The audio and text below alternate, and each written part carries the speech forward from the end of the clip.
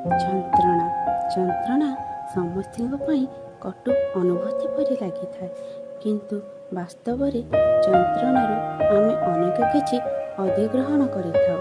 ଯନ୍ତ୍ରଣା ଶିଖାଇ ଦିଏ ଜୀବନ ଯୁଦ୍ଧରେ ଏକା ଚାଲିବାର ନିର୍ଭୟତା।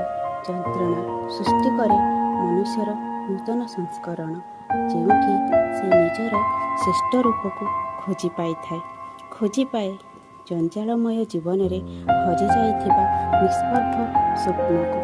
ହୁଏତ କିଛି ସମୟ ପାଇଁ ତୀବ୍ର ବେଦନା ମନୁଷ୍ୟକୁ ହତୋତ୍ସାହ କରେ। ଅସୀମ ମର୍ମବ୍ୟଥାରେ ମନୁଷ୍ୟର ହୃଦୟ ଦୁର୍ଭେଦ୍ୟ ପାଚେରୀ ସଦୃଶ ହୋଇଯାଇଥାଏ ଏବଂ ପ୍ରତାରଣା, ଅପବାଦ ଓ ତିରସ୍କାରର ଶାଣିଦଶାର ସେହି ବଜ୍ରକଠୋର ହୃଦୟକୁ ଭେଦ କରିପାରେନି। ଯଥାର୍ଥରେ କହିବାକୁ ଗଲେ କରାଳ ଯନ୍ତ୍ରଣା ମନୁଷ୍ୟକୁ ଜୀବନର ଧ୍ୟେୟ ଶିଖାଇ ଦିଏ।